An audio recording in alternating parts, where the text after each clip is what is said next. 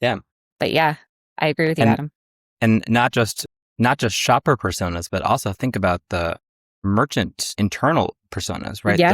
There may be a world where one day there is a web store merchandiser and a totally separate employee working at the brand solely focused on third-party feed merchandising. Yeah.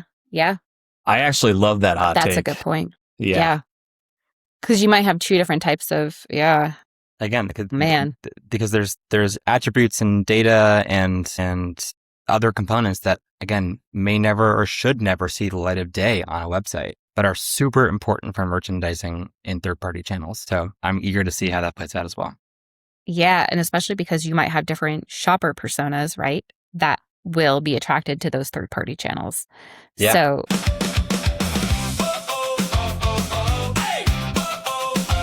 Welcome to the table, steam on the glass. Market moves fast, but we talk it out. From cards to clicks, from mass to scale. Every trend that breaks, we pull it apart.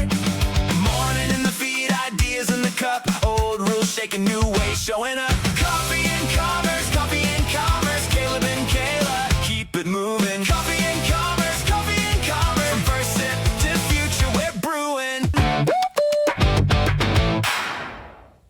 Welcome back to Coffee and Commerce. Hey, Kayla, how are you? Good to see you. good to see you too, Caleb. How are you doing? I'm doing well. And we also have our good friend, Adam Levine. Adam, my man, good to see you. You too. Thank you, guys. I'm a longtime listener, first-time caller, so happy to be here. Thank you for the invite. Of course, happy to have you. I mean, this was a long time coming, honestly, because I personally always enjoy speaking with you, Adam, which of course you know. But you've actually got some interesting.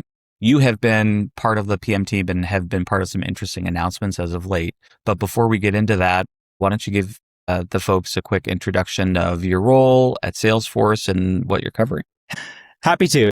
So I'm Adam. I am a product manager here on the Agentforce Commerce team, focusing on B2C commerce. I own a lot of our channels work in the platform. So focusing on native integrations with some of our new AI channel partners like ChatGPT and Gemini, as well as some of our exciting social channel partners like TikTok, Meta, and otherwise. That's I awesome. live in Chicago. We are fresh out of a handful of tornado warnings. I have a great view of the lake and the sky here, and the sky is not as gray and green as it was yesterday. And it was pretty scary, but Okay, we're back to blue. So we'll That's take good. blue. We'll take Salesforce Blue any day, even if it's the sky. Most important question of the podcast is, what's in the cup? How are you caffeinating this morning? of course, I am usually a daily coffee drinker, but I've actually been mixing in matcha recently. But today's coffee, I'm a big Nespresso guy, so I throw in a pod and I throw in a sprinkle of brown sugar and nice. cinnamon into the pod or into the cup, and the coffee like melts the sugar and it becomes like a nice little brown sugar ice latte. So that's my Yeah. drink. That sounds delicious. Can I have one of those? It's super easy. You just whatever you want to add, you just put it at the bottom of the cup before the hot coffee hits the glass, and it kind of mixes it for you. Okay, I'm going to try that next time. Kayla, what are you drinking on this Coffee and Commerce? Yeah. Well, I'm on my second cup of coffee. I had a Stoke iced coffee this morning. Okay, nice. Mm-hmm. This week is the first week of school. So we're back in our normal routine, which is drop the first two kids off super early, and then go get a Starbucks with my husband on the way to dropping the third kid off. So we have a Starbucks cold brew. So not as exciting as Adam's coffee. I am drinking it is a heirloom coffee. This is the brand, but it's my Jura downstairs, of course, in my Salesforce Blue Yeti Cortado mug. This one is a medium roast, but all the same, no toxins, no mold toxins, no pesticides, no glyphosate, organically certified. And I will say, this stuff, honestly, is really, really good. Heirloom coffee roasters, super legit. Where do you buy that? On the interwebs. Yeah. So you can't get that at the grocery store. I bet you could. But then your beans are 30 days old anyway. So you got to get it fresh. You got to get it fresh. All right. Good to know. Yeah. So that's what's in the cup. All right. Well, Adam, let's do this. What I'm super excited about is the announcements that you were part of as part of Connections, which was our official GA announcement for OpenAI, which of course many customers have been really advocating for, have been asking for, and excited about as part of the GA announcement. But walk us through, what does that mean to be generally available? What does it mean for customers who can, adopt it? And then how did we get there? Sure. Happy to. So yes, we are thrilled to bring our native catalog feed integration with OpenAI to general availability. I think in July we hit GA. So huge milestone. What that means in plain language is any Commerce Cloud merchant with a US site is able to set up a native turnkey flexible feed integration from Commerce Cloud to OpenAI. We let them flexibly and intuitively map any of their fields that OpenAI asks for in their product feed spec, whether it's catalog attributes, prices from price books, images, inventory levels, long list they have, and map those fields from Commerce Cloud to OpenAI and send a direct feed over to their platform. It's a set it up once and then set it and forget it feature. And once that feed is syncing, the magic happens in ChatGPT. OpenAI takes our merchants' feeds, enriches it, and hydrates their big search index and uses our merchants' feeds to populate the search results in ChatGPT for a more fresh, accurate, and personalized discovery experience for shoppers who are shopping in ChatGPT.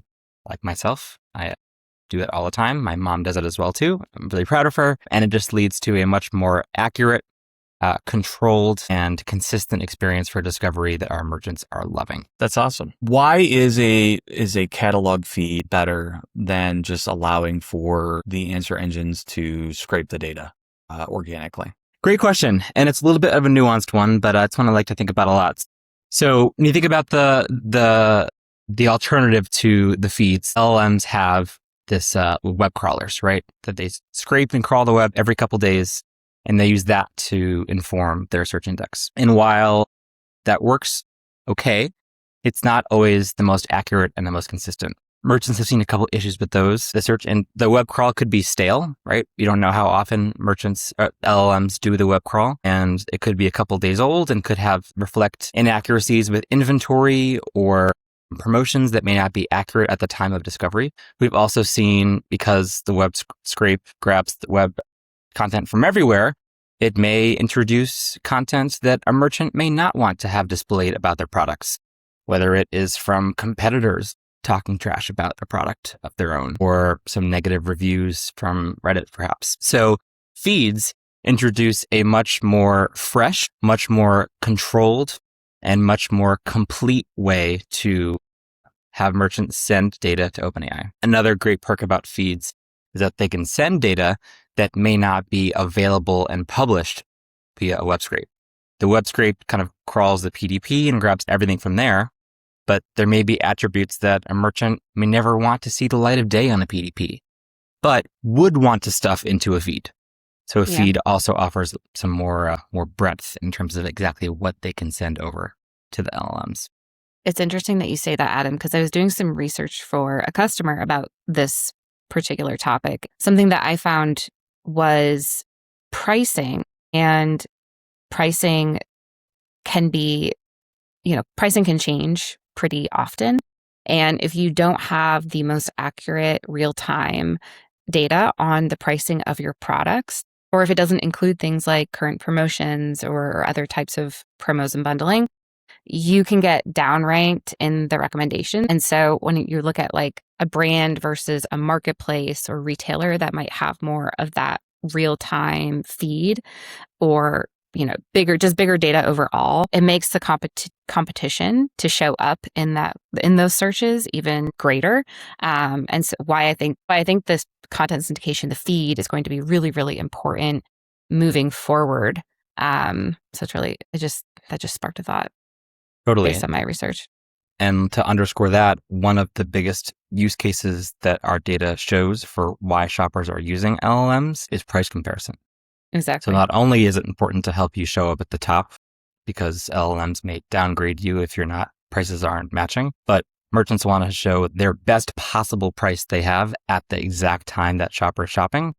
because they could lose them right there if they are price shopping and price, comparing across all different vendors. So totally agree. Yeah. Yeah. Adam, I really like how you frame that with specific attributes that have been optimized for answer engine consumption, and the syndication feed certainly is the avenue to deploy those attributes. Have we also received indication of prioritization of feeds over strictly just scraped content from brands? I think others have seen that in the market, certainly as well. Scott Wingo actually just recently, made a public sort of insight post about this, but have we received any sort of indication from ChatGPT to suggest that especially for merchants, feeds will be prioritized because that is the official format that is coming from the brand? Yeah, absolutely. So for the same reasons that merchants prefer to send their data via feeds over web scrape, LLMs are also converging and preferring to use feed data over crawl data for the same reason. So we have heard from 2 of our major LLM partners that they are massively prioritizing feed data over web crawl data.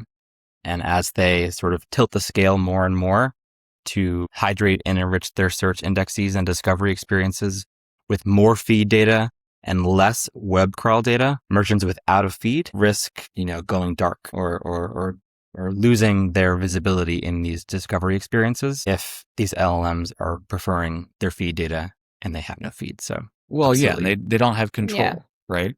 Yeah. I think that's the most important thing. And Kayla, I know you've done, some research on this topic in particular, and have, come up with some pretty meaningful stats as it relates to what shoppers can expect from AI.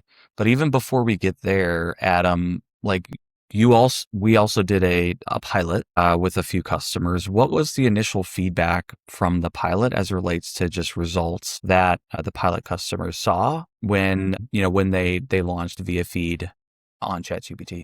Yeah, the feedback was great. We had about a couple handful of merchants that went live with their feeds in OpenAI via our pilot earlier this spring, and the results were positive and meaningful.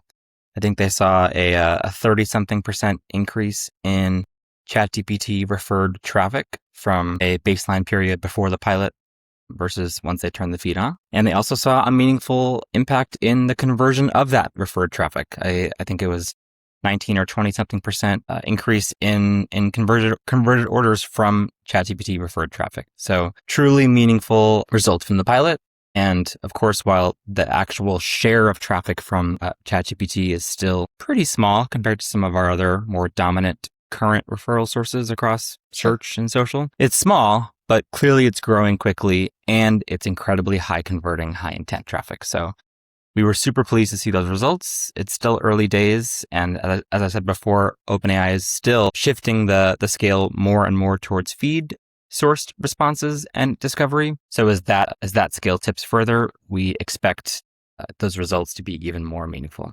And Adam, I think you're right. It's small, but what we're seeing in the data is that more and more of the discovery is staying off platform right now. And so that's the part that's hard to quantify. There's so many conversations happening that are staying in those channels until shoppers are ready to convert. It's a discovery channel, right? Not everyone is converting at the moment of discovery. We know the consideration stage is lengthening for the average consumer, meaning it takes more touch points before that consumer converts. And so the imperative for brands, right, to show up in those channels is now more important than ever, even if there is not a direct click, right, to that product right away. They're saving those conversations, right? Like I can go back to conversations I have with ChatGPT from weeks ago and go back to those product recommendations. Like, for example, we have family photos coming up in a couple of months. I'm using ChatGPT to get inspiration on how we should, dress the family for those family photos. And I'm not ready to buy right away, but I'm getting recommendations, I'm getting product links. And so, I think today what we're seeing in the shopper behavior data is that it's shopping is increasingly happening. Discovery research is increasingly happening off platform. So it's really more about the conversion than maybe even driving that traffic immediately at that point of discovery, which is what makes this really powerful. But I will say, I think the playing field is really even right now. Like, I know based on, we're getting ChatGPT is providing really great recommendations, but not everybody is there yet in terms of the actual links and products that are being recommended. So I think there's a ton of opportunity for brands to really win here if they put some effort behind it. Such a good point. I didn't think about that pattern until you've said it like that, but you're right. It kind of is, it's easy to just keep chatting with ChatGPT, turn over turn, and their UX lends itself to just continuing to chat and scroll on it and even coming back days later and picking up the chat where you left off. So Exactly. that totally makes sense. And the way you said it, the consideration period is lengthening. I think that is a intentional result of the UX that they provide. It's really easy and kind of fun to just keep chatting and asking questions. And I think that that's consistent with how I use it. So that's a great thought. Yeah. And even still, like, you're getting the product image, like, right, like you're getting that little carousel. Mm-hmm. So you don't necessarily need to click in right away as you're continuing that discovery process, which then in turn puts even more pressure, right? Like, you have to show up at the beginning of that carousel. And if it's on desktop, it's like maybe 3 or 4 images. And if it's on mobile, it's like 2 images. So playing field's super even right now. The stakes are really, really high. So, and this, you guys probably already answered my question in that regard, or at least inferred an answer. And that really is, we saw OpenAI pull back from instant checkout in the channel. And I think, the data likely suggests that folks are using it more for, it's like intelligence at your fingertips, product discovery, intelligent product discovery, or really, getting intelligent answers to questions that you can follow up on when you're ready at your fingertips. And it's there, to your point, like you can go back to that conversation when that comes back to your mind and you don't have to start over. Like you can continue that conversation when you're at the point of taking action. But is there, from, Adam, from your perspective, and certainly we saw this shift officially from OpenAI, what's your read as you're, working and building out these syndications? What's your read on sort of the partnership, if you will, between owned and operated experiences and third-party discovery experiences with these LLMs? What does that, need to look like from your perspective that merchants need to think about as they are looking for ways to meet the customer where they're at, and then also in the time when they're actually ready to take action? Yeah, that's such an interesting, way to think about that. I think merchants ask us that all the time, which is, where do I need to focus? Should I focus on my on-site discovery with, a shopper agent, or should I focus on these third-party channels? And I think the answer kind of depends on who the merchant is at some point. There's some shoppers may be shopping in one space versus the other, but for the most part, our answer pretty much has been, right now, it's a both story. Right? It's a both and. Shoppers are shopping on both. And there's probably some types of discovery questions and experiences that shoppers prefer to do in one versus the other. And we have some hypotheses about that. But at the moment, both are important, right? Shoppers may start and do some initial research and discovery. Maybe they're doing some like brand comparison or price comparison in a third-party channel. Because, those channels are really good for that type of thing. They have that really awesome comparison table and they make it really easy to actually compare across brands. Yeah. But then we also see shoppers going to a brand's own website for some more brand specific types of questions, like technical product specs or fit guidance or order management questions. So it is absolutely a both and story. And that handover from the point where the shopper is bouncing from the channel to the website has to be really important as well. And, there's a world where we're seeing a redirect from ChatGPT right to our own Commerce Cloud's shopper agent experience right on the PDP with some of those embedded questions, helping the shopper pick up right where they left off and take that final last mile of discovery all the way to the cart. Yeah, agreed. And, brand trust is still super, super high to merchants. And, Kayla, I know a lot of your data that you have found supports that. And certainly ChatGPT is one. I know that, the second sort of big priority as it relates to LLMs is Google and Gemini. And Adam, of course, you're working on that too. How is that that process going, but then also how is that a little bit different in nuance than the approach that we took with ChatGPT? Yes, let's dial in, folks. This is probably the most important question and the most complex question of the podcast. What is the difference between the OpenAI catalog feed and Commerce Cloud's native UCP integration? In my mind, two main differences that I think I want to focus on.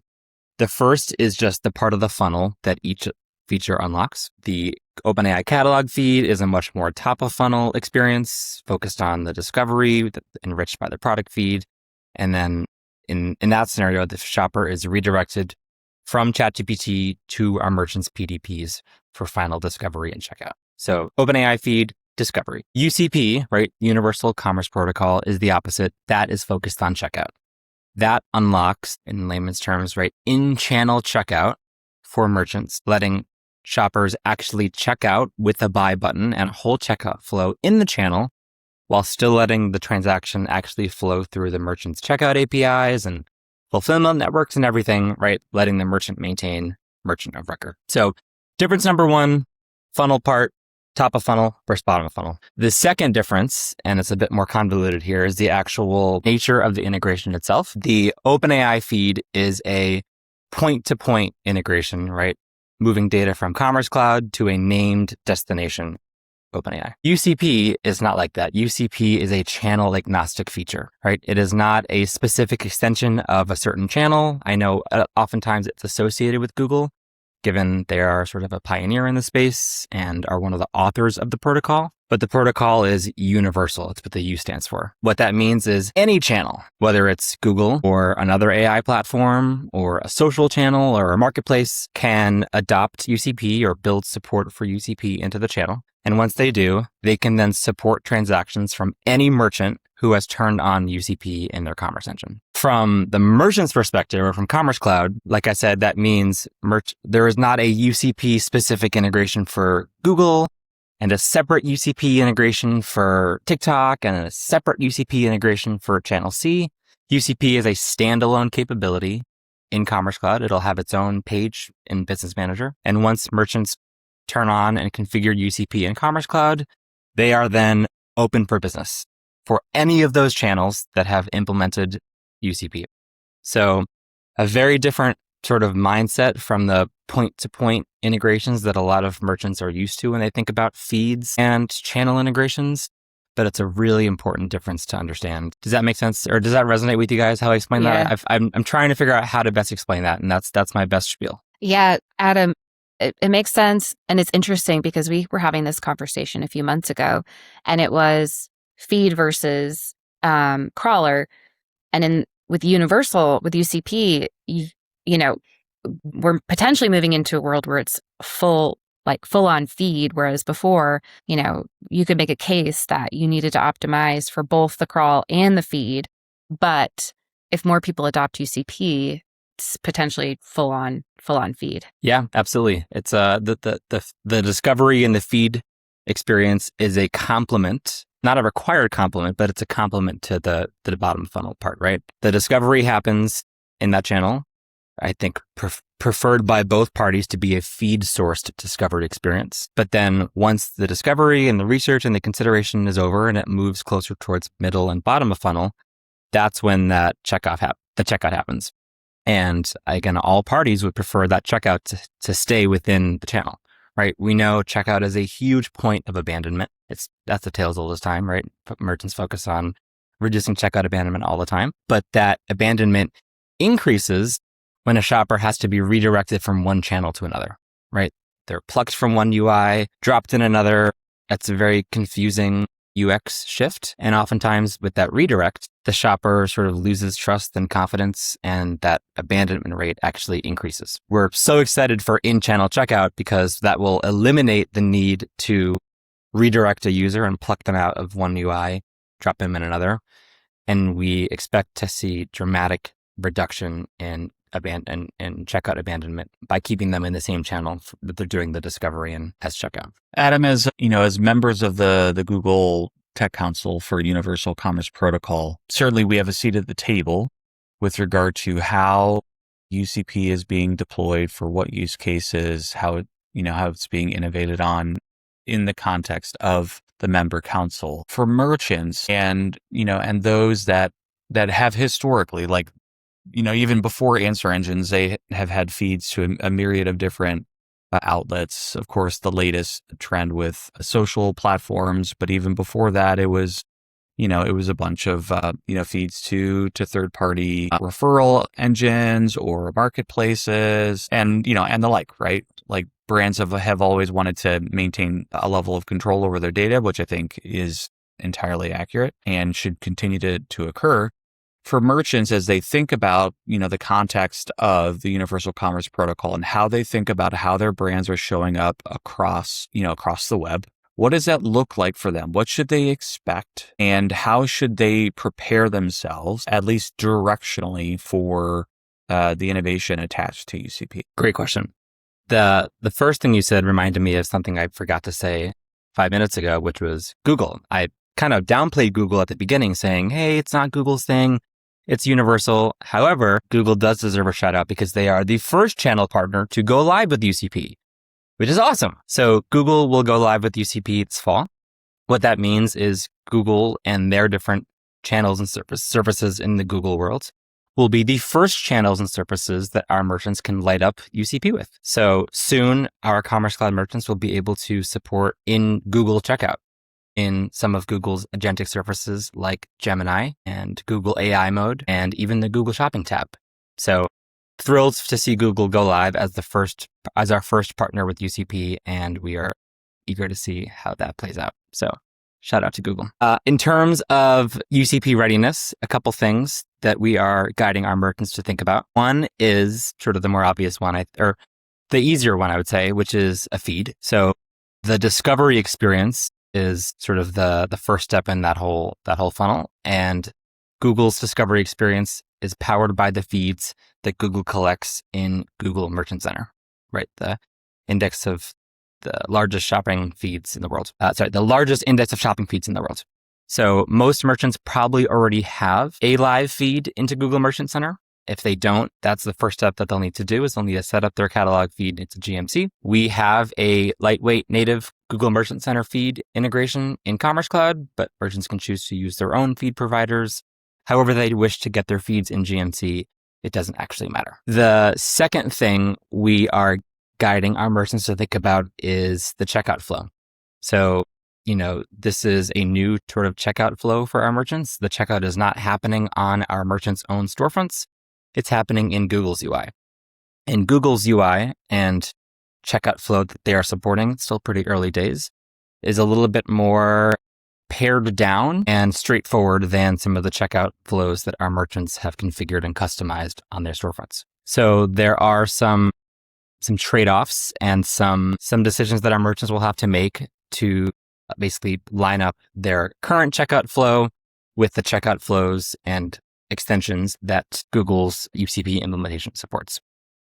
Well, I think there's probably a sort of a scalable component to that consideration too, right? Because the expectation is for multiple partners to adopt UCP. So in that consideration set that you're suggesting, I think there also likely is, okay, it's not just for this one channel that we have to sort of make this evaluation for. It's for this channel and it's, for these other channels that are adopting UCP as well. Am I right? Exactly. And that's sort of the magical part about this protocol is, let's say the protocol has 20 different components or extensions. Google has, this is illustrative, have chosen to implement capability A, B, C, D, and E. And for the Google experience, only those 5 are working. Channel B, who separately adopts UCP, may choose to light up capabilities A, B, and then F, G, and H. So for that channel, C, D, and E don't matter because that channel didn't turn those on, but F, G, and H matter, right? And, that's sort of the magic of the protocol is it's universal. The list of 20 is the same, but platforms will choose to light up different parts of the protocol in their own implementation. And merchants, all they have to do is set up UCP once, right? In Commerce Cloud. That takes care of all 20. And then whichever platforms have turned on whichever components they have, it just works with our implementation because we support, the whole protocol to the best that we're able to. So Yeah, it's a bit of a hard thing to understand for merchants, but we're getting there. I'm excited by it, and it's an Yeah. evolution actually of what the market has been doing in its in its trajectory over the years. And we've had a number of sort of channel syndication platforms out there for a myriad of different reasons, and so brands have had to take that into consideration. Like, how do I scale across these channels? What sort of trade-offs do I need to make from channel to channel? But Kayla, from your perspective, what is the data suggesting in terms of how consumers are adopting LLMs? And then also how are other, and maybe a question for you both, but how are other platforms like Meta, like TikTok, even marketplaces like Amazon, how are they also, signaling adoption of UCP? Yeah, I'll start. We're seeing really strong adoption on the consumer side. Especially for, like we said earlier, discovery. We're seeing a 200% increase year over year in the rate of shoppers saying they're using an LLM as the first point in their buying journey, and a 67% increase in just the rate of shoppers using LLMs overall in the journey. Really strong adoption. Consumers are leaning in. I think what's exciting, and what Adam pointed to with UCP, is we're starting to see indications that shoppers are decoupling their purchase from traditional channels. So checking out directly in channels like social media. And to Adam's point, which I think was spot on, Adam, you said it's a really bad UI experience, and it lends itself to higher cart abandonment rates when the shopper has to switch between different channels, different UIs. So going from, for example, social recommendation to the brand website drives a very high degree of overall traffic, but a very low conversion rate because the experience isn't super optimized, and you might not be going directly to, the browser. You might be staying on channel, but within like a separate, page. It's not a super great experience.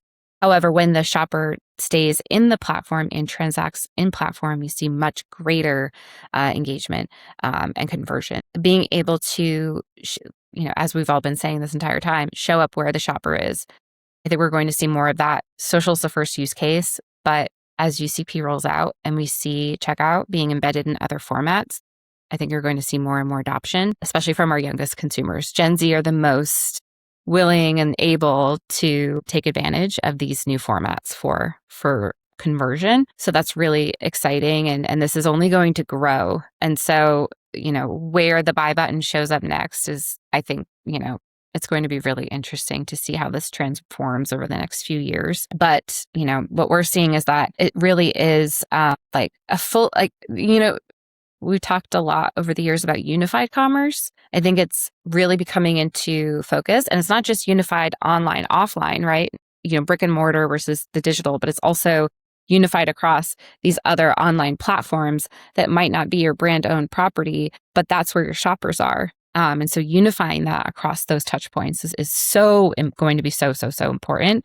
And it's really exciting. Totally.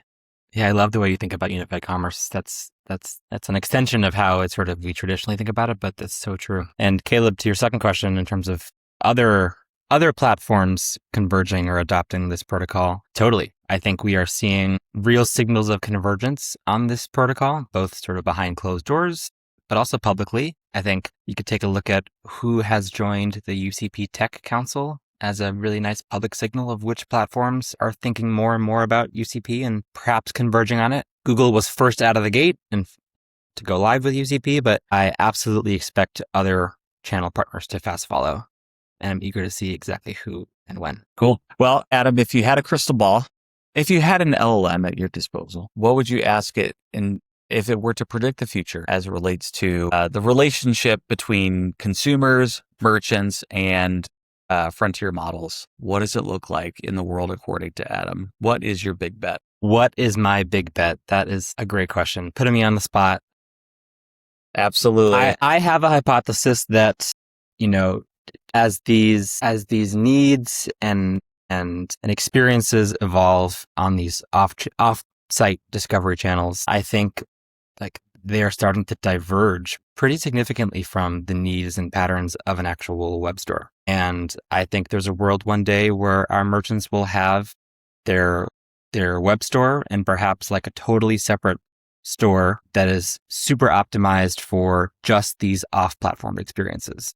There'll be no head, right? There'll be no actual front-end UX, and it is entirely existing to both support both the discovery experience off-platform and to receive the transactions back for checkout. And that is where merchants can spend all their calories focusing on optimizing their feeds, checkout flows, and everything with the sole purpose of optimizing for third-party work. Website stays separate, and all that front-end work and investment that exists today still happens, and they'll have just a separate sort of headless with a new definition storefront just in the works for third-party stuff. 100% agree. What Adam, do you guys think?